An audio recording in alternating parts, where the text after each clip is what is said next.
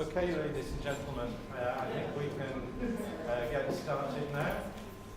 So I'd like to invite Mrs. Jennifer Cruikshank-Howard to give the opening address for the workshop.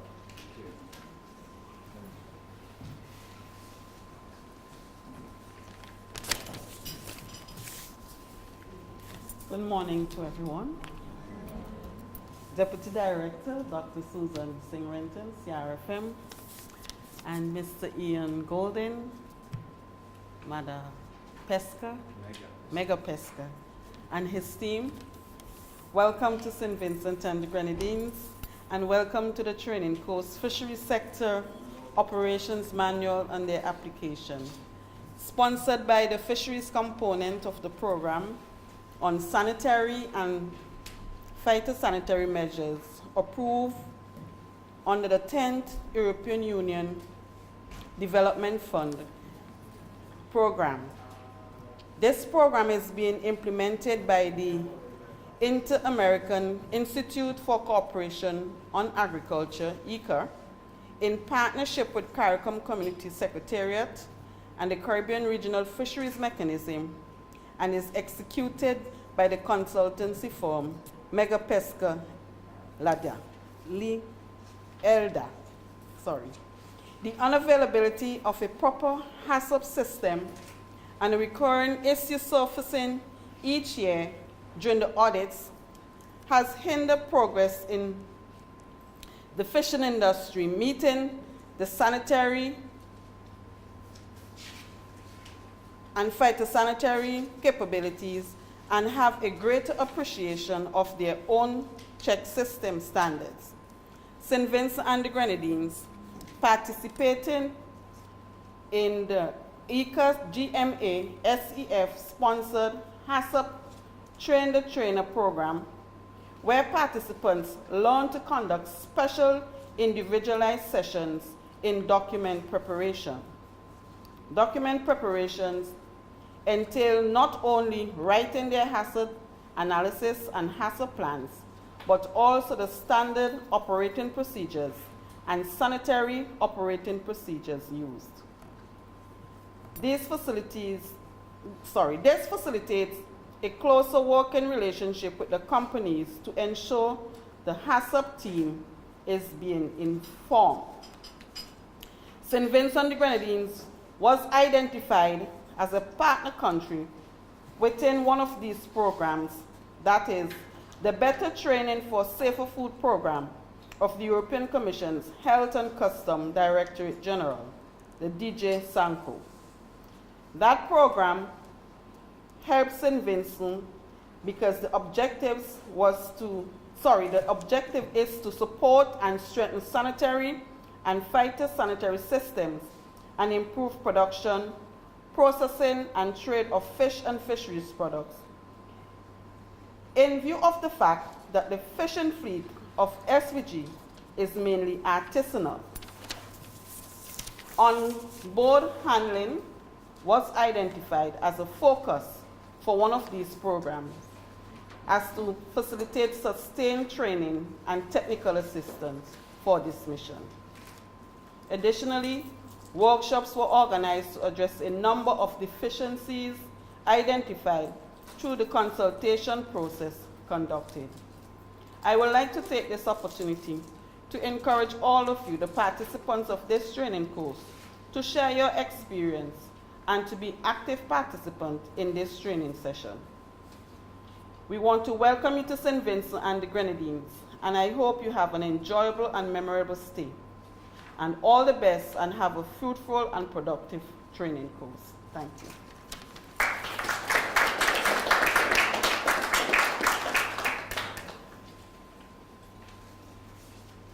Okay, good morning, everyone.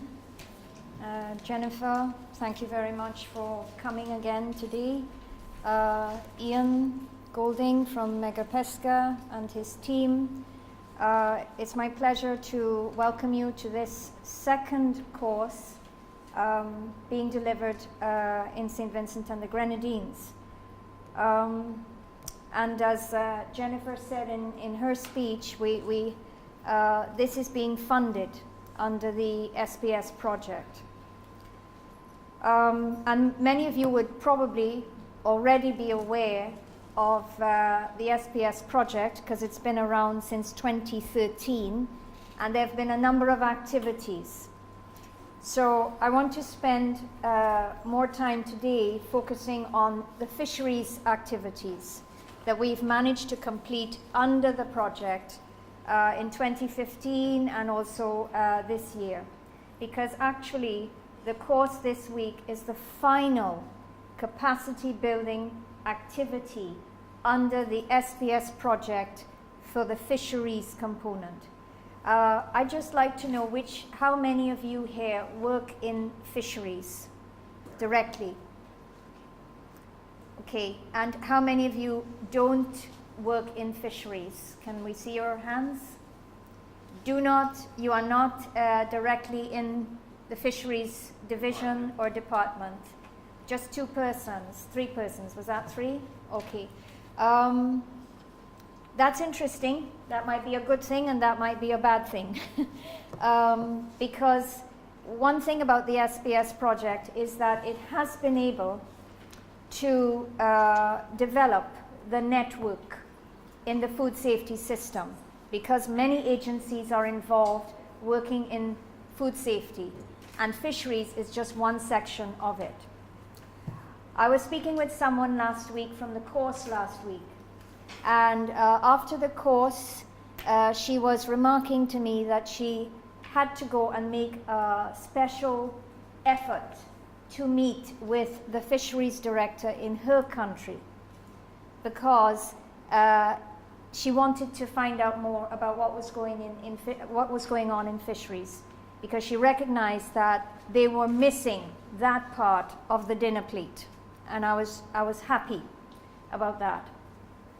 I've been happy about that part of the SPS project, the fact that those working in crops and livestock and in public health, food safety generally, and the fisheries people, we have been talking more about how to fix our food safety system.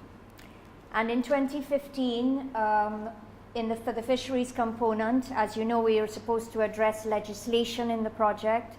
The project looks at coordination mechanisms, developing the national level coordination and also regional level coordination.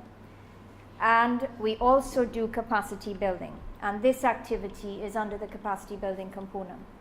So just to fill you in, we have actually developed a Model Export Act for the fisheries component and associated regulations.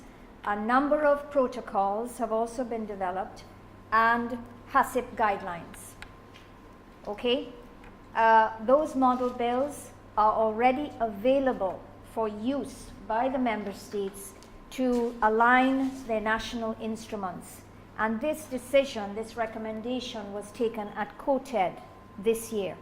You know, that's the Council for Trade and Economic Development in CARICOM, and COTED on Agriculture has given that directive. For the coordination that's been activity, that is being led completely by ICA. That's the Inter-American Institute for Cooperation on Agriculture, and they are the implementing agency. CRFM is a partner agency. And I can tell you that in terms of that coordination, what we are going to get is simply recommendations.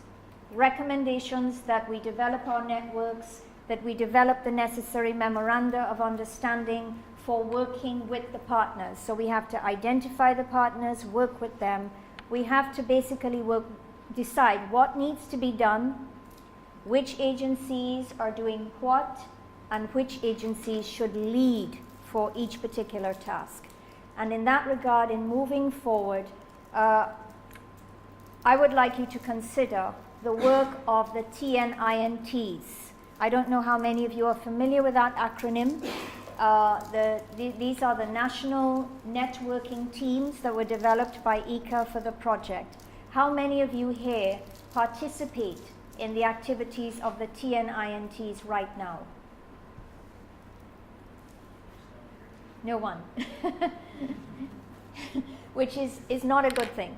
So when you go back home, I would like you to make it your business to ask about the TNINTs, because in my view, those national, it was an interministerial team that was set up, and it has potential to advance the work of what has been achieved in the SBS project. Finally, in terms of capacity building, last year we did an assessment study. We tried to work out what was the situation on the ground. This year we took a group of about 19 CARA-Forum officials to Iceland to look at the SPS management system in Iceland, particularly with regard to fisheries. We have also been, we've also sponsored up to 3 persons on a 6-month training attachment in Iceland, and we have 2 courses running in St. Vincent and the Grenadines. One finished last week dealing with laboratory testing methods, and this week you're going to be looking at inspection and control. So I just wanted to take this opportunity to let you know what we have achieved so far in the project and where we are at the moment. And also we will be continuing, if things go according to plan, we will be expecting an expanded Fisheries Act, so there might be more model legislation for you to look out for in the coming months. So we have to think about how we are taking these products forward beyond this point. And we can't, there might be another project, but we can't just wait on the next project, as you know.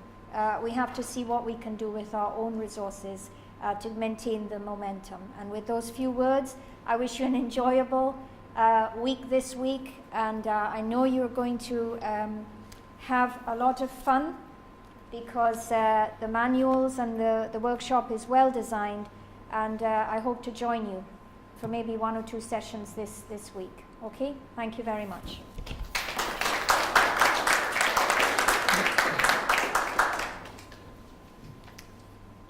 Thank you very much, Susan. So, my name's Ian Goulding. I'm the Managing Director of Megapeshca, which has the contract for delivering the outputs of this project.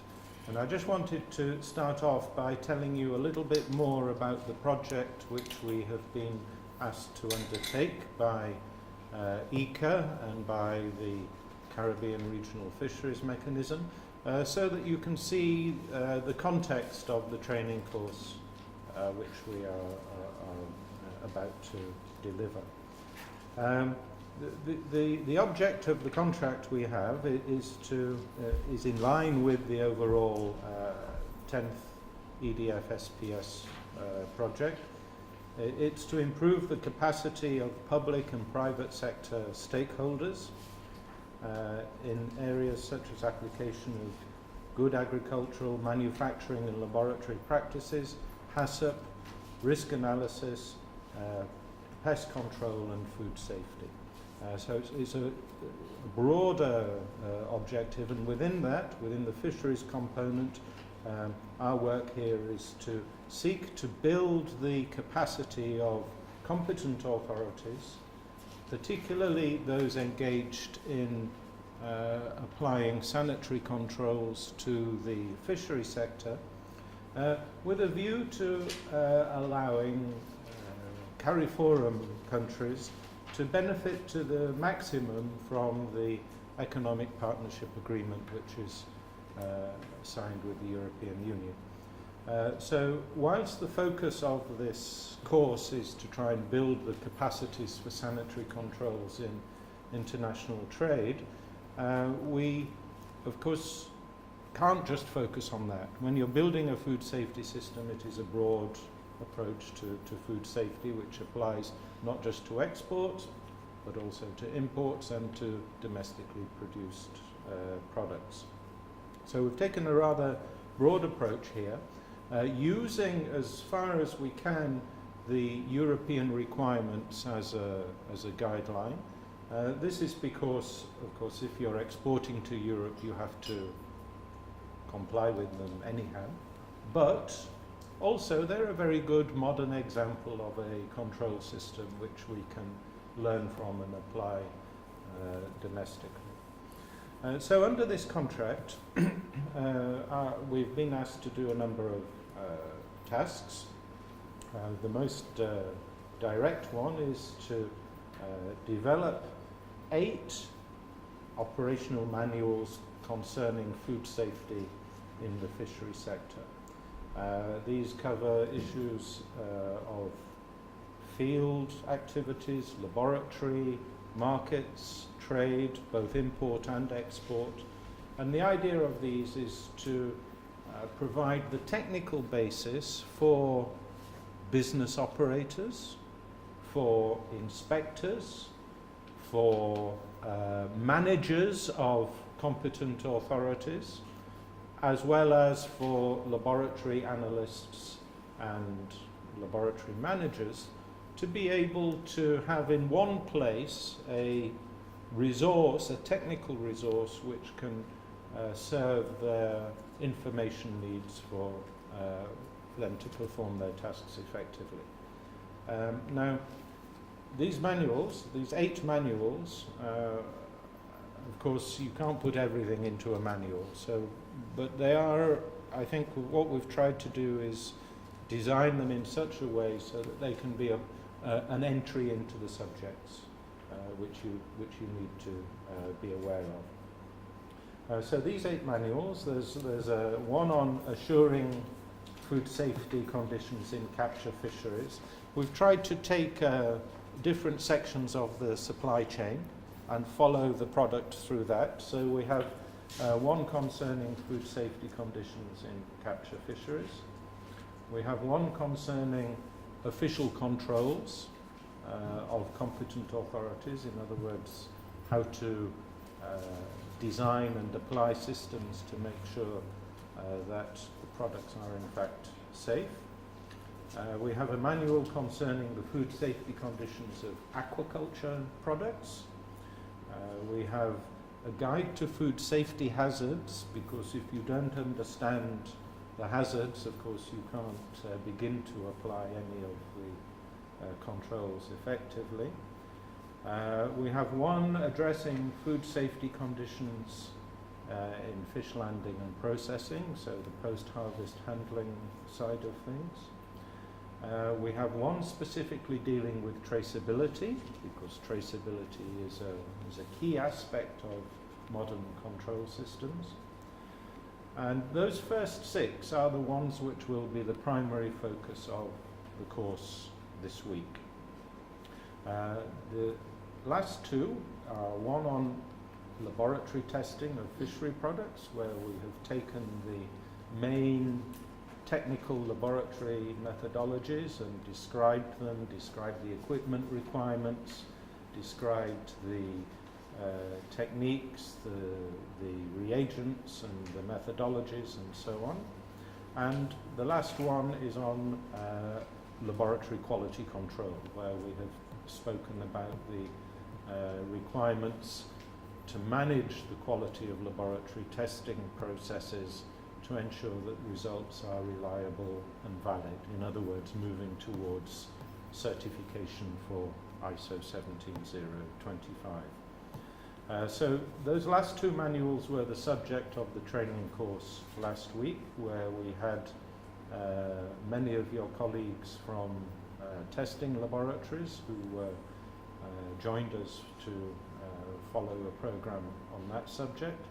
And this week we will concentrate mainly on the content of the first 6, which will be dealing with the sanitary controls in the supply chain and the way in which we control and check to make sure that they are implemented in accordance with the rules.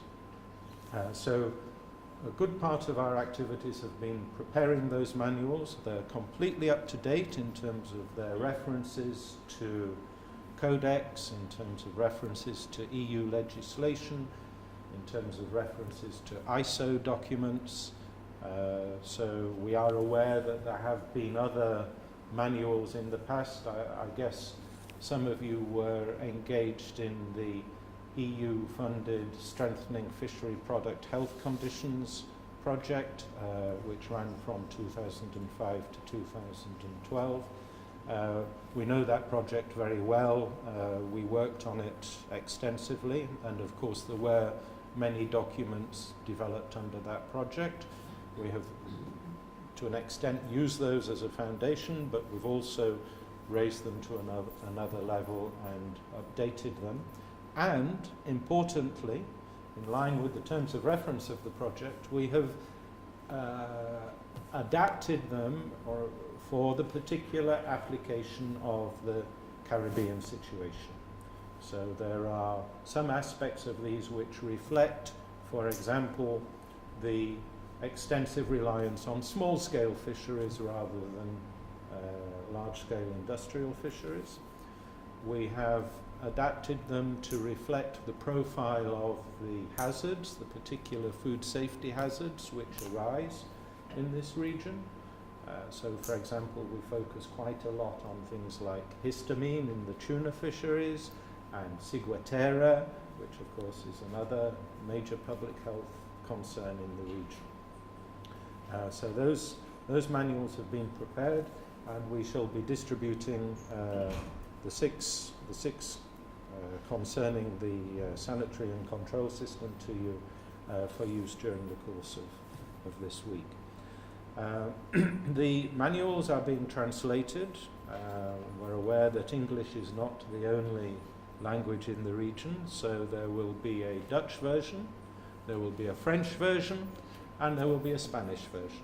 And the translation of these is being done by subject experts primarily, who understand fish technology, fish hygiene, sanitary issues first of all, and they will be translated into their mother tongue. So we think that these will be high quality, relevant translations, which hopefully will serve you as a technical resource for training your own colleagues and your own staff for the years to come. So you will receive draft manuals today.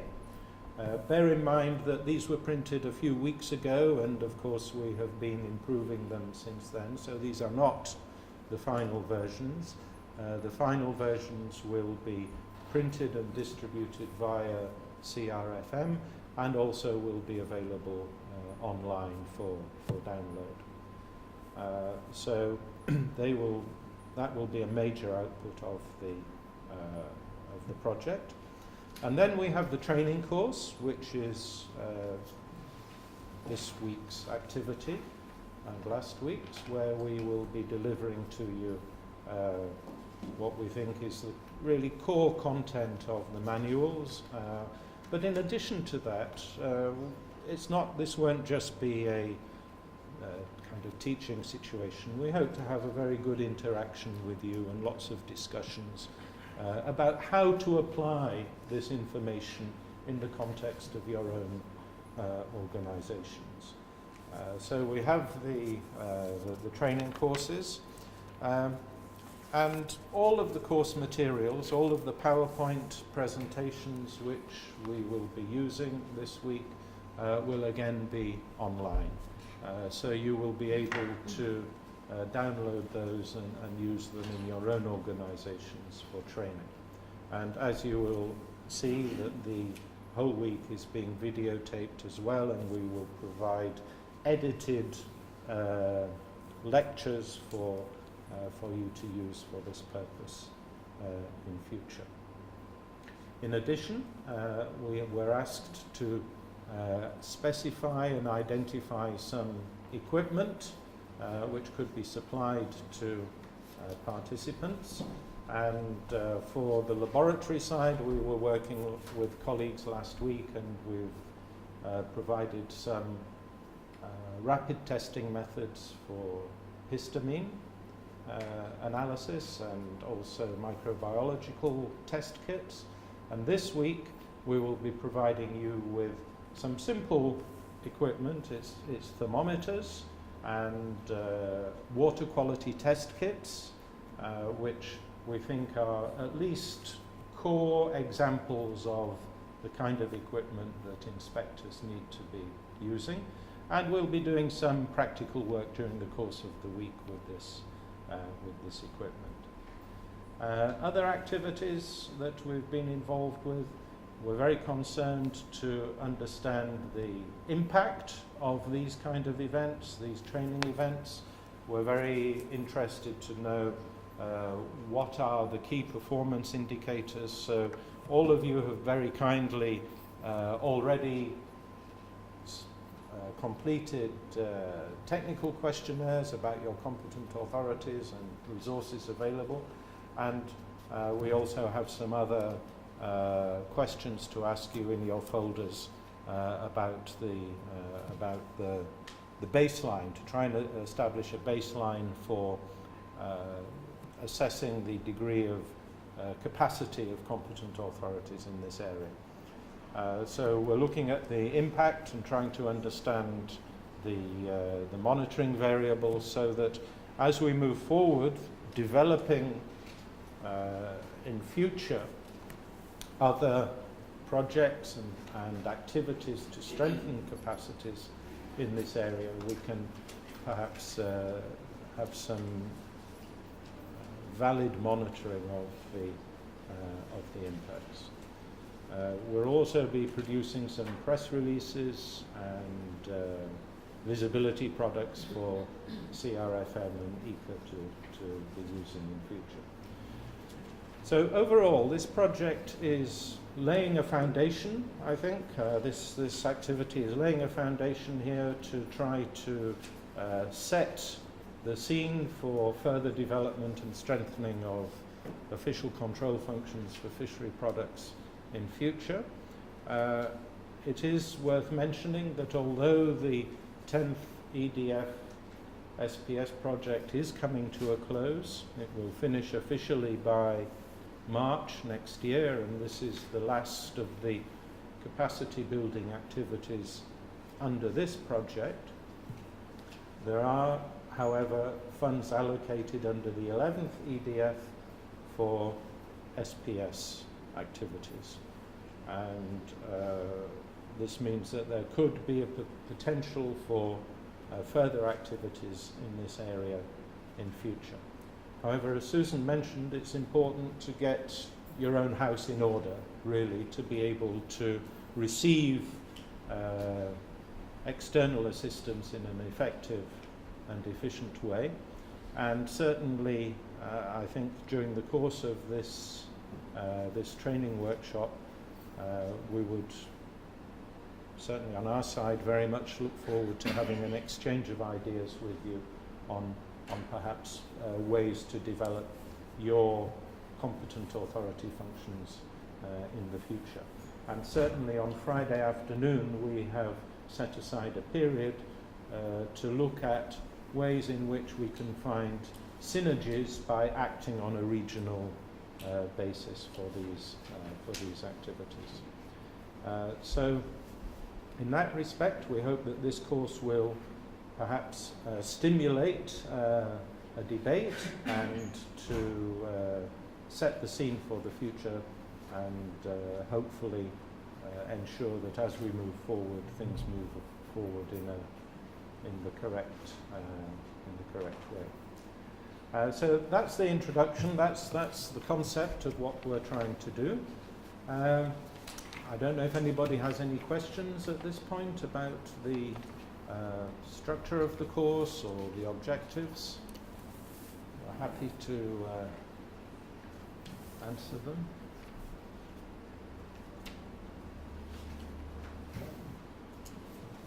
Okay, well, maybe what I could do, if you will permit me, just like to introduce some of the other people in the room. Many of you have already met Rowena. Rowena is the finance director of Megapeshka, and on this course she's in charge of all of the administration and logistics. She's a very important person because she's in charge of per diems and making sure that everything everything works according to plan. So Rowena's over there. And we have our media person, Graham, who is responsible for all of the videoing and photography, which will go forward in order to prepare the videos of the course content and the press releases and so on. Maybe I can tell you a little bit about myself. I've had the privilege already of meeting one or two of you via the UN University Fisheries Training Program in Iceland, where I was visiting lecturer last year. But my background is in fish technology, fish quality control, particularly with regard to international aspects of fisheries management. I started my career as an environmental health officer, actually working in local government in UK, just doing general fish inspections. But after a while I went back to university and studied food science and so on, and started working in the fishery sector, particularly in aquaculture. So I was doing product development, quality control in a fish processing factory in the UK. And after a period doing that and a while lecturing, I got a job in the Instituto Nacional de Pesca in Ecuador, where I was working, helping them to set up their export certification system for shrimp and canned fish and fresh fish. And that was a 2-year period where I was working with the UK's Overseas Development Administration. That was in 1986. So I've been working in this area of international aspects of sanitary controls for fish trade for the last 30 years or so. In 1994 we set up Mega Pesca. It's a Portuguese company which has specialized in fisheries, food safety, international trade, and so on. I am a founder member of the International Association of Fish Inspectors. It's something we set up with colleagues in FAO and various other institutions in the mid-1990s. I'm going to tell you a little bit more about that later on, because there is a scholarship award linked to that association, which might be of interest to some of you or some of your colleagues to attend a conference next year in Iceland. So during the course of this week I will tell you a little bit more about that. It's an award which I run. One of the other activities we have in Mega Pesca is we have a monthly newsletter which is Fish Files.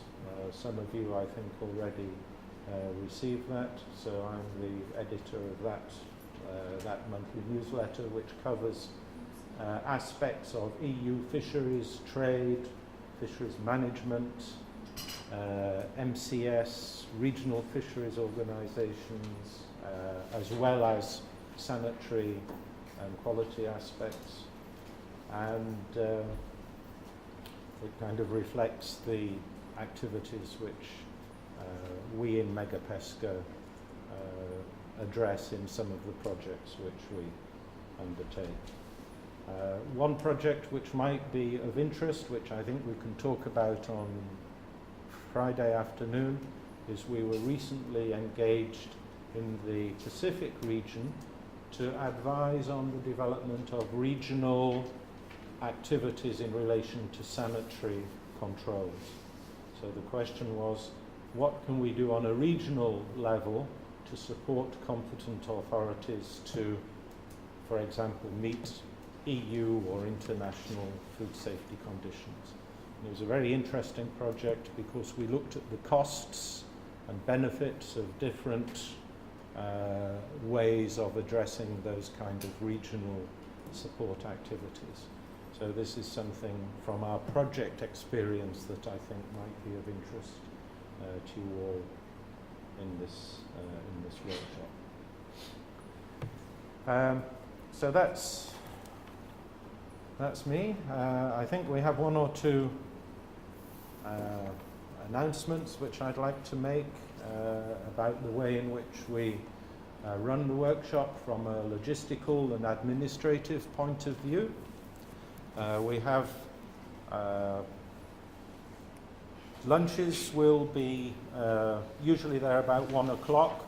We come round in the morning. I should mention Marva, who's not here right at the moment, but Marva is, while she's not part of our team, she's almost part of our team from the hotel by making sure that everything in this room and from the hotel side goes very well.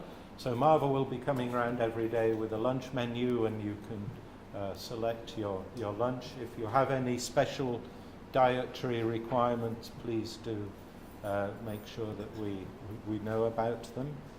On Thursday evening, we're inviting you all to a social event that will be very informal, cocktail and a dinner. We'll provide you a few more details about that during the course of the week. So if you have any hot dates planned for St. Vincent and the Grenadines, make sure you keep Thursday free for us. As you see, we're videoing the proceedings. I think most of you have, if not all, have signed a video release form. That's a formality which we have to do so that the CRFM can put these materials onto their website. But let me say that these videos will be edited for content, and we're only going to focus on the technical aspects of the course. So please don't be inhibited in discussing issues which obviously sometimes these are quite sensitive, and we understand that because we're talking about capacity building. Well, it implies that there is some lacking capacity which needs to be addressed. Don't worry about that. All of that is going to be edited out in the process of creating the videos, which will go onto CRFM's website. We will be making press releases and things like that, which of course you're welcome to take away and also use in your own countries to promote the activities of your organisation in the context of this course. And at the end of the course, we will be asking you to complete an evaluation. I think the forms are in your folders, so please just bear that in mind as you go along. We will also be awarding certificates of attendance to all of you, and we'll have a little ceremony on Friday afternoon in order to present them to you. So I think that's all I wanted to say for the opening session. If there are any questions on logistics or arrangements, please don't hesitate to ask now or at any other time. And well, all I can say is I'm very happy to be with you here today, and I wish you a very successful week indeed. Thank you very much.